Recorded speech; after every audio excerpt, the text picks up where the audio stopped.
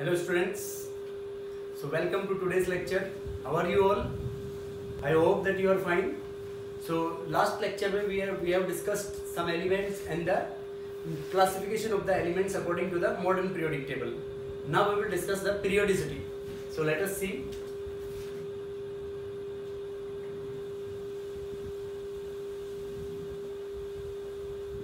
What do we mean by the term periodicity? Periodicity का मतलब होता है जैसे अपन क्लास में असेंबली हो रही है तो क्लास के अंदर अपन बच्चों के सीटिंग अरेंजमेंट है तो अपन ऐसे बोलेंगे कि सबसे छोटा बच्चा आगे बैठेगा, फिर उससे थोड़ी बड़ी हाइट का उसके पीछे, फिर उसके पीछे, मतलब इंक्रीजिंग ऑर्डर ऑफ हाइट में। तो मतलब रेगुलर इंटरवल के बाद रेपिटेशन हो गया उसमें। In the same way as we stand in the assembly, वो रेगुलर वे में रेपिटेशन हो गया। तो regular repetition in the properties of an element after definite intervals, repetition in the properties of the elements after definite intervals regularly is known as periodicity. Regularly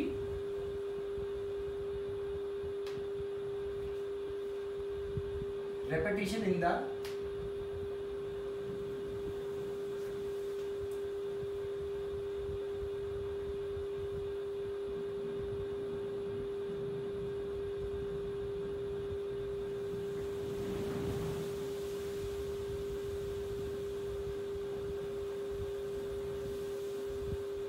is known as periodicity. अब देखो इस periodicity की जो variations हैं, we will discuss the variations in groups and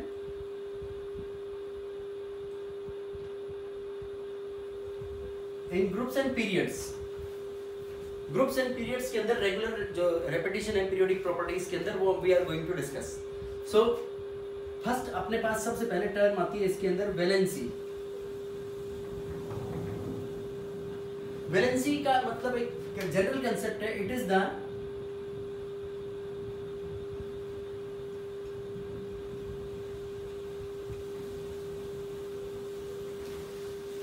valency is the combining capacity of element.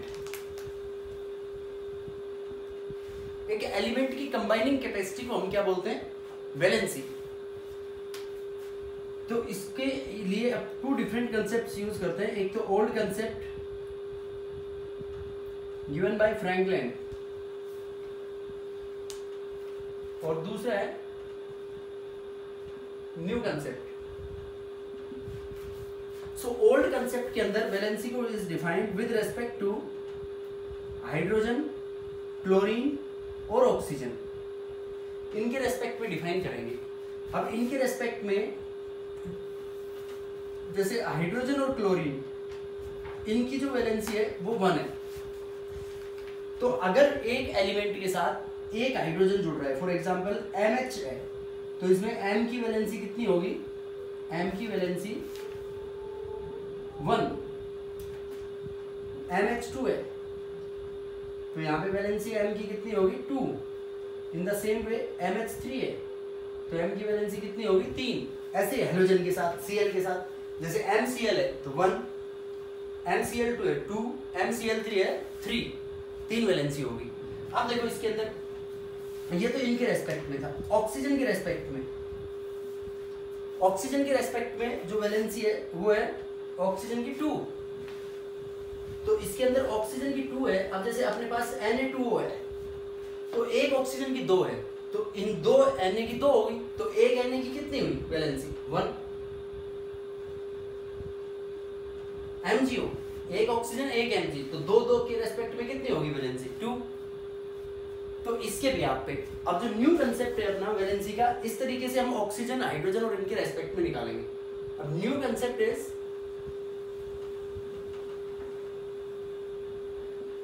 If valence electron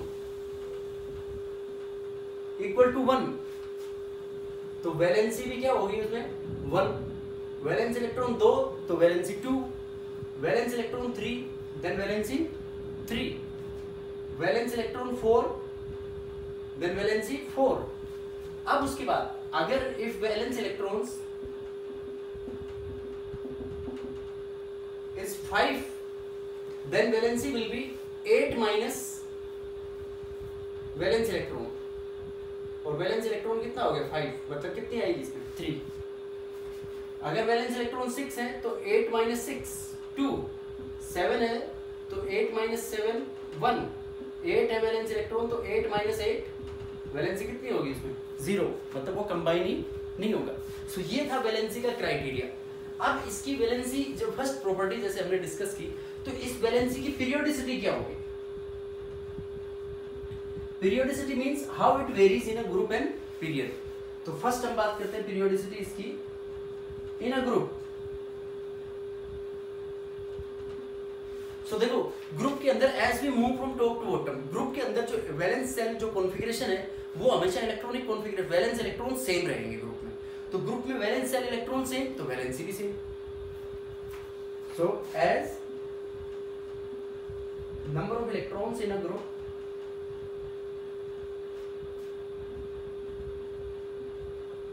valence electron in a group remains same.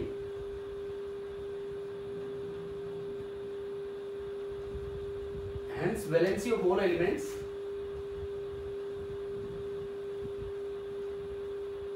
will be same. For example first group है तो first group के अंदर 1 electron है तो valency भी कितनी होगी सब एलिमेंट्स की 1। सेकेंड ग्रुप है 1 इलेक्ट्रॉन है तो वैलेंसी कितनी होगी 2। 13 ग्रुप है तो 13 ग्रुप में 3 वैलेंस इलेक्ट्रॉन होंगे तो वैलेंसी कितनी होगी उसकी 3। ऐसे 14 ग्रुप में इसके अंदर ऐसे भी कर सकते हैं 13 को 3 को, मतलब 13 माइनस 10 इक्वल्स टू 3, वो 14 माइनस 4 इक्वल्स टू 4। तो इसके ब्याह पे तो मतलब ग्रुप के अंदर वैलेंसी जो है पर्टिकुलर ग्रुप के अंदर valency remains fixed.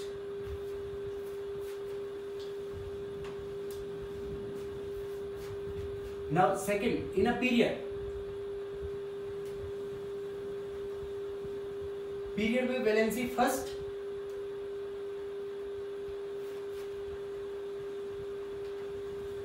Increases from 1 to 4, 1 से 4 तक क्या होगी, पहले तो इंक्रीज होगी and then decreases from 4 to 1, फिर 4 to 1 तक डिक्रीज होगी। So this will be the periodicity of the valency in a period.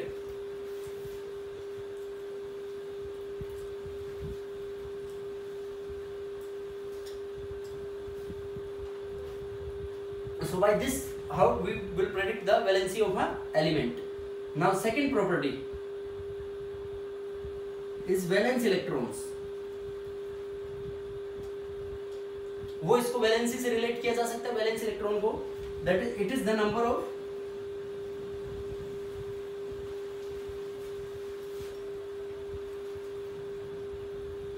Electrons in the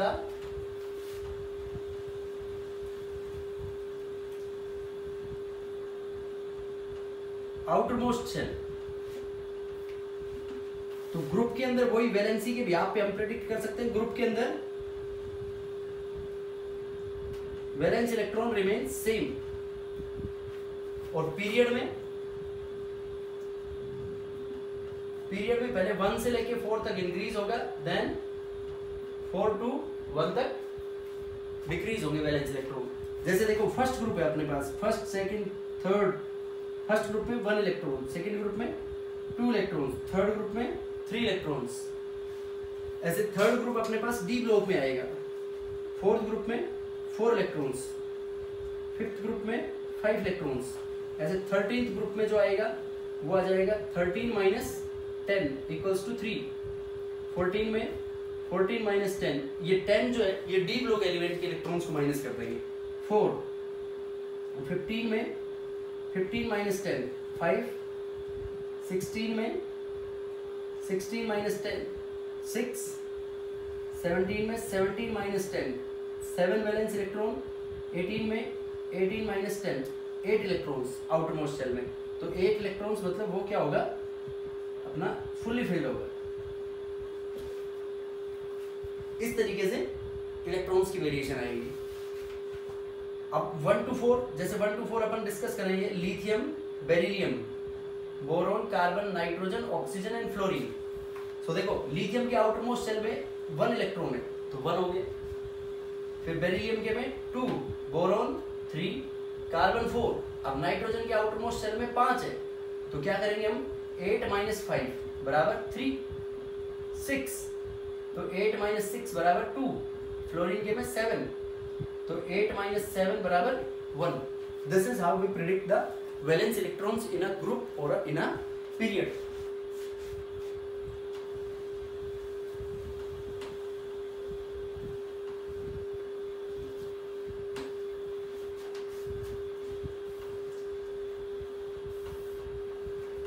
अब देखो इसके अंदर हम एक टर्म पढ़ेंगे electropositivity.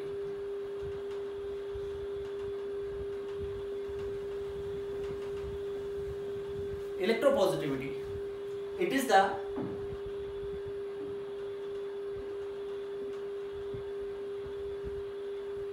Tendency of the element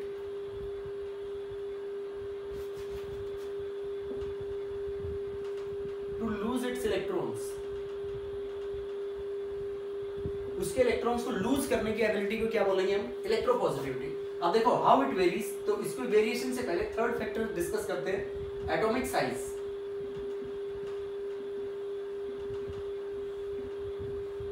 atomic size का मतलब size of an atom, it is the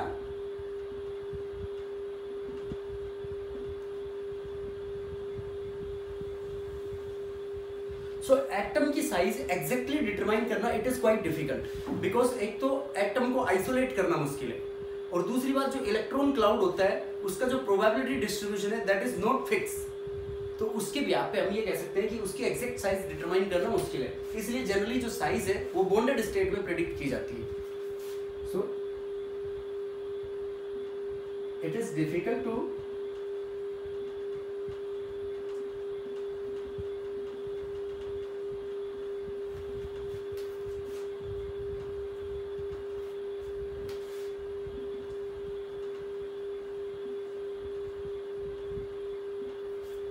difficult to determine the atomic size of element. Atomic size element की डिटरमाइन करना क्या है, मुश्किल है। तो उसके केस में अपन क्या करते हैं, बिकॉज फर्स्ट क्या होगा,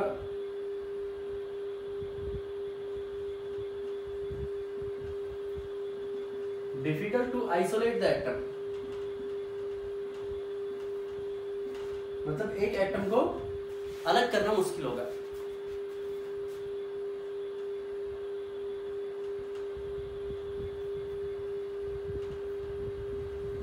The electron cloud distribution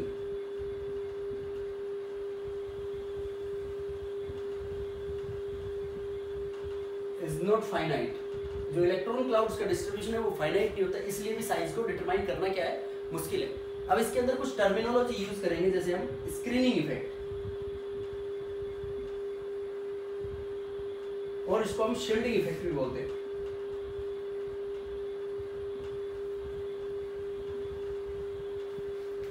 screening effect और शील्डिंग इफेक्ट। अब देखो अपन एटम्स को, इलेक्ट्रॉन्स को डिस्ट्रीब्यूट करेंगे उसके कॉन्फ़िगरेशन के अकॉर्डिंग, जैसे अपन ने डिस्कस किया था मेटल्स और नॉन मेटल्स में। तो इलेक्ट्रॉन्स को डिस्ट्रीब्यूट करेंगे तो ऐसा होगा कि सेल्स, डिफरेंट सेल्स में इलेक्ट्रॉन्स डिस्ट्रीब्यूटेड है, तो इलेक्ट्रॉन में आपस में क्या होगा, repulsions.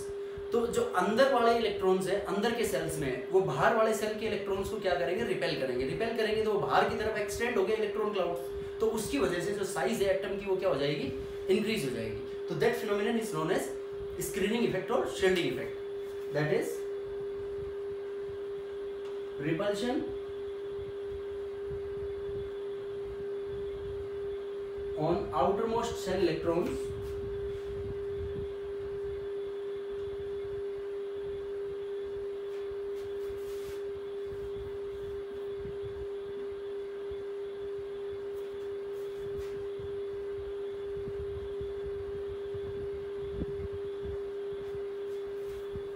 repulsion on outermost shell electrons by the inner cell electrons is known as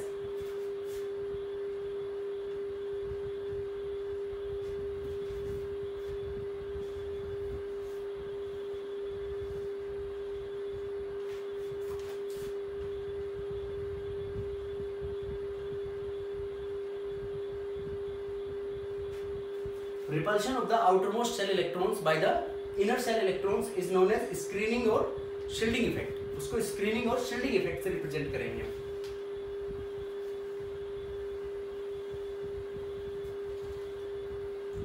अब देखो इलेक्ट्रॉन्स तो आपस में इलेक्ट्रॉन्स में तो क्या होगा, रिपल्शन होगा, और न्यूक्लियस के ऊपर पॉजिटिव चार्ज होता है। न्यूक्लियस में प्रोटॉन्स और न्यूट्रॉन्स होते हैं, तो न्यूक्लियस क्या करेगा, उन सेल्स को अपनी तरफ अट्रैक्ट करेगा।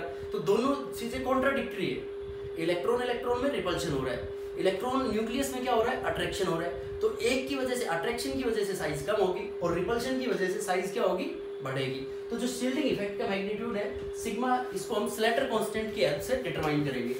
तो जेड इफेक्टिव का मतलब है net charge on the nucleus.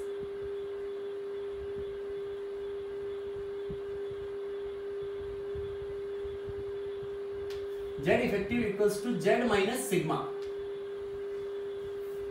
Z is the atomic number, क्योंकि ये नंबर ऑफ प्रोटॉन्स के बराबर होगा, और सिग्मा है शील्डिंग स्क्रीनिंग कांस्टेंट, स्क्रीनिंग और शील्डिंग कांस्टेंट। अब देखो ये तो एटॉमिक नंबर के बराबर हो गया जेड, और चार्ज ऑन प्रोटॉन्स, तो नेट चार्ज निकालना है न्यूक्लियस के ऊपर अपने को। तो स्क्रीनिंग इफेक्ट डिटरमाइन करते हैं हम, screening constant determined by Slater constants. ये जो स्लेटर कांस्टेंट्स होते हैं फर्स्ट सेल के लिए, 1s सेल के लिए होते हैं 0.30 वैल्यू होती है स्लेटर कांस्टेंट्स। उसके बाद जैसे अपनी कोई भी कॉन्फ़िगरेशन है, outer most shell nth shell के लिए जो होती है स्लेटर कांस्टेंट की वैल्यू इज 0.35, n-1 सेल के लिए होती है 0.85, n-2 and so on is 1.0। ये है। अब देखो ये कैलकुलेट कैसे करेंगे अपन इलेक्ट्रॉन्स के ऊपर।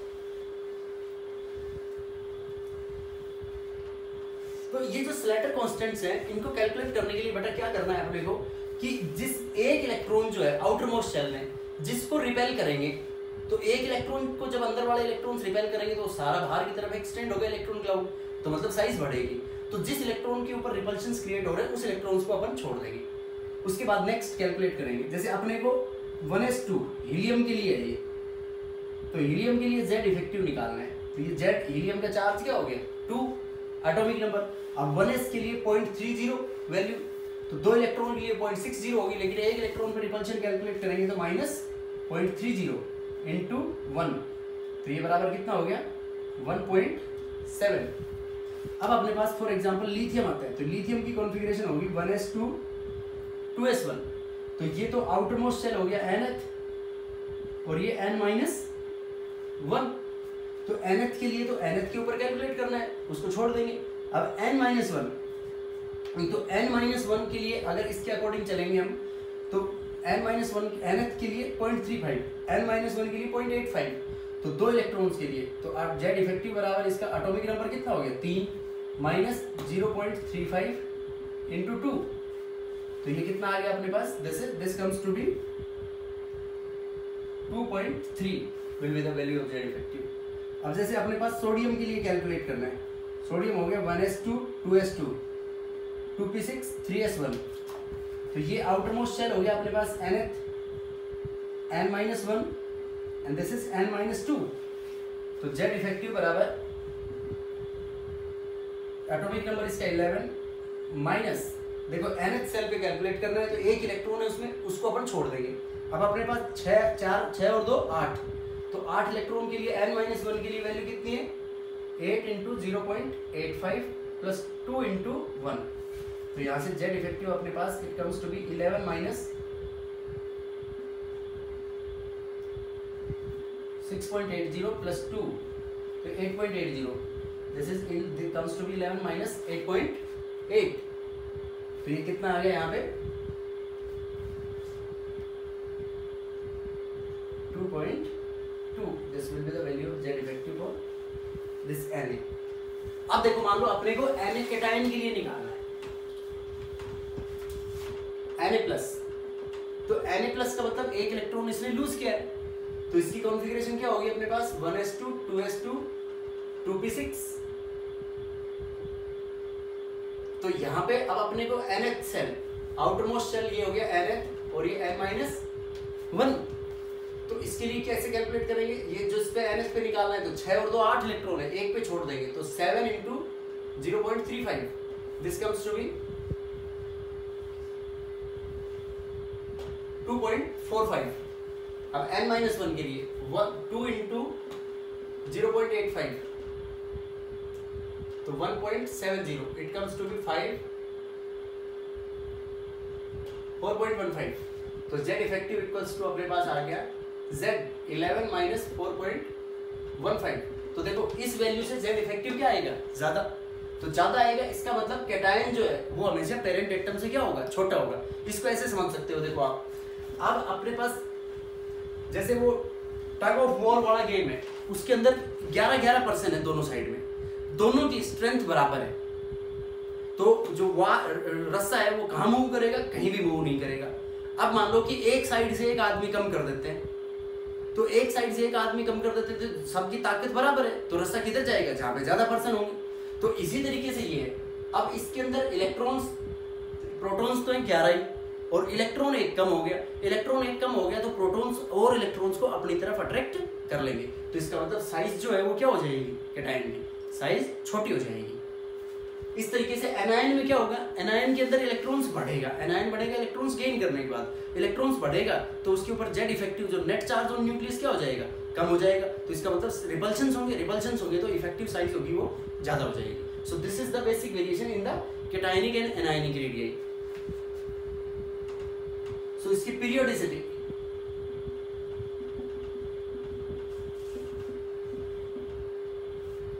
देखो पीरियोडिसिटी के अंदर सबसे पहले फर्स्ट हम डिस्कस करते हैं in a group.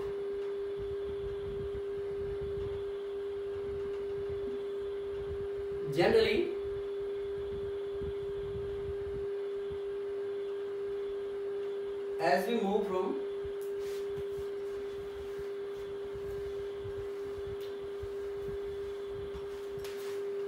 as we move from top to bottom,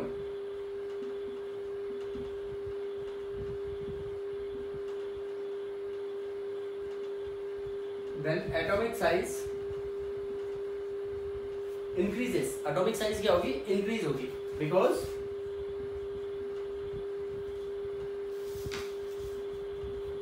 increase in number of cells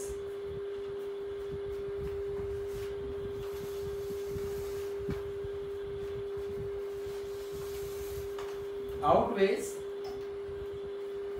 because increase in number of cells outweighs the effect of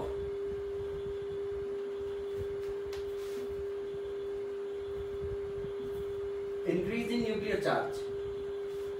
मतलब जो सेल्स के नंबर का बढ़ना न्यूक्लियर चार्ज के ऊपर क्या पड़ेगा, ज्यादा भारी पड़ेगा। इसलिए एटॉमिक साइज ग्रुप के अंदर टॉप टू बॉटम बढ़ेगी, क्योंकि सेल का नंबर बढ़ेगा तो न्यूक्लियस और आउटरमोस्ट सेल के अंदर दूरी क्या होगी, बढ़ जाएगी।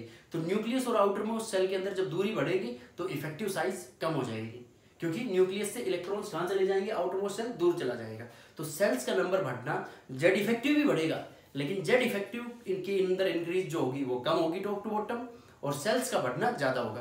तो मतलब शील्डिंग इफेक्ट भी क्या होगा, ज्यादा होगा। That is why top to bottom size जो होगी ग्रुप के अंदर वो जनरली बढ़ेगी। उसके बाद सेकंड, इन पीरियड, तो पीरियड की केस में क्या होगा, पीरियड के अंदर as we move from left to right,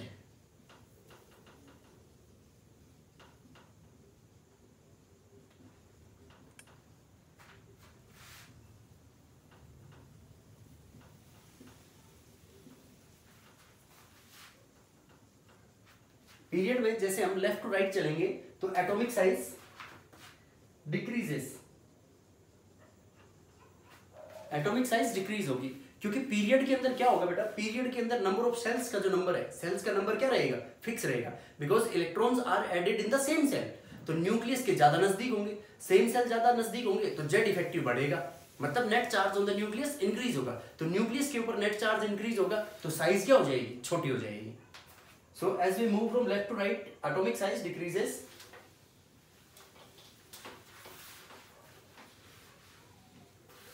because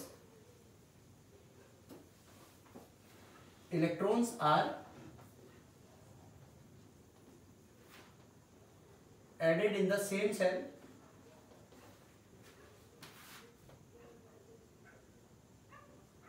hence Z effective increases much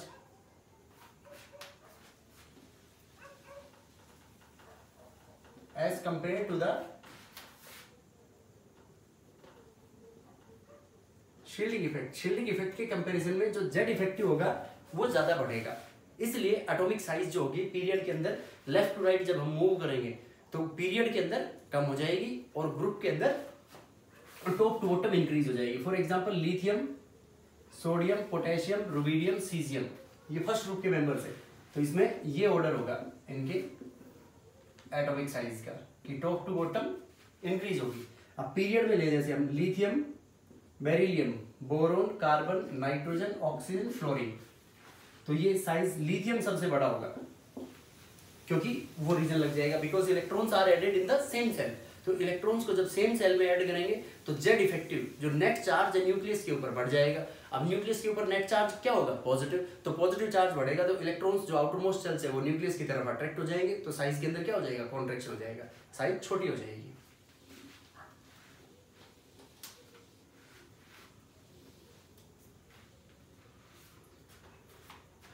अब आयंस के लिए बारे में पढ़ते हैं। तो आयंस के अंदर दो तरीके की रेडियाई होगी, cationic and anionic radii.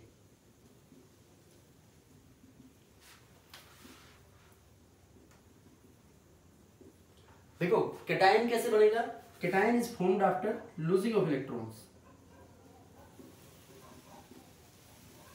Formed after losing of electrons. और एनायन कैसे बनता है? This is formed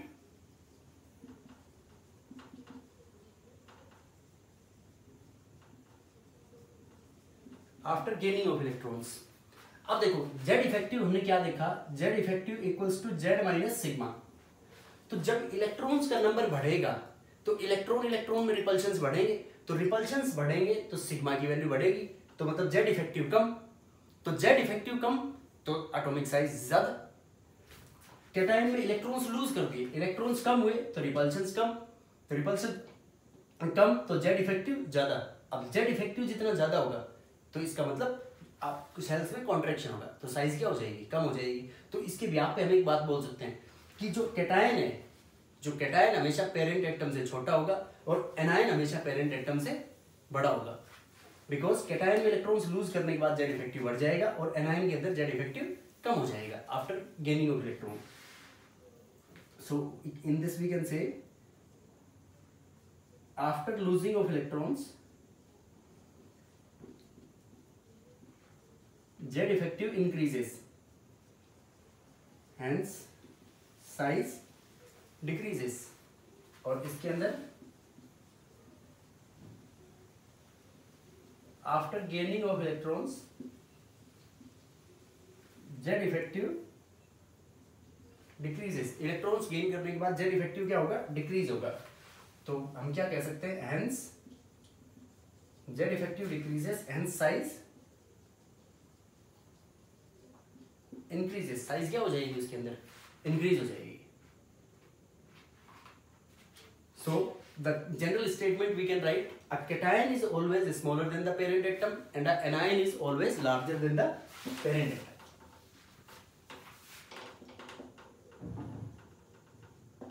Cation is always smaller than parent atom. cation हमेशा parent atom से क्या होगा? छोटा होगा। और anion is always larger than the parent atom. देखो जैसे x है और एक x माइनस है तो x माइनस बड़ा होगा, एक m है और एक m प्लस है तो m बड़ा होगा, क्योंकि इसके अंदर जेड इफेक्टिव, कैटायन में जेड इफेक्टिव मोर और एनायन के केस में जेड इफेक्टिव इज लेसर। अब देखो मैग्नीट्यूड ऑफ चार्ज की बात करें।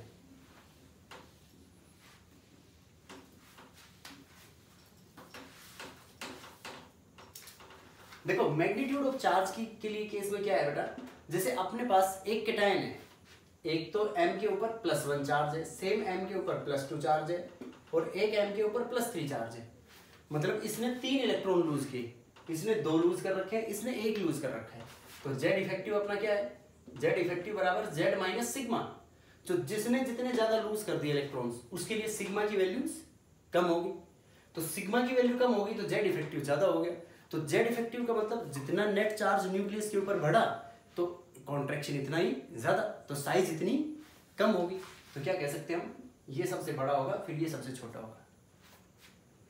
तो इसके लिए जनरल एक बात बोल सकते हैं हम कि more is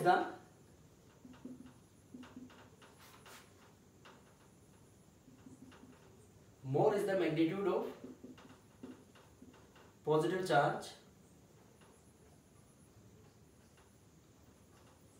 more will be the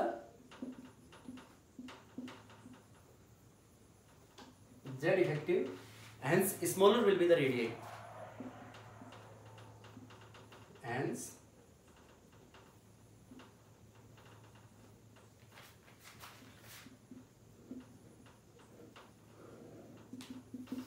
radii इतनी क्या होगी बेटा, छोटी होगी। अब देखो सेकंड केस, एनायंस के केस में लेते हैं। एक अपने पास है जैसे N है, nitrogen 3 minus, nitrogen 2 minus, N minus. तो देखो इसने 3 इलेक्ट्रॉन गेन किए, इसमें 10 इलेक्ट्रॉन्स है, इसमें 9 इलेक्ट्रॉन्स है और इसमें 8 इलेक्ट्रॉन्स है। So more electrons more will be sigma, sigma की वैल्यू इतनी ज्यादा होगी, hence we can say that less will be lesser Z effective. तो जिसका जेड इफेक्टिव सबसे कम होगा, तो जिसका जेड इफेक्टिव सबसे कम होगा उसकी साइज सबसे ज्यादा। तो इसके अंदर इसका जेड इफेक्टिव सबसे कम तो इसकी इफेक्टिव साइज सबसे ज्यादा। तो what we can say generally more is the magnitude of negative charge, like that lesser will be Z effective, hence larger will be the radius. More is the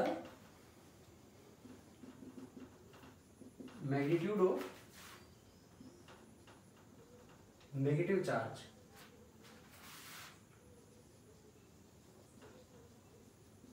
more will be less will be Z effective, hence larger will be the ionic radii. Ionic radius क्या होगी, उसकी इतनी ज्यादा होगी।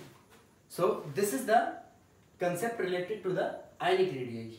अब उसके बाद जो कोवेलेंट रेडियस, मेटालिक रेडियस और van der Waals radius, that we are going to discuss in the next lecture. So thank you.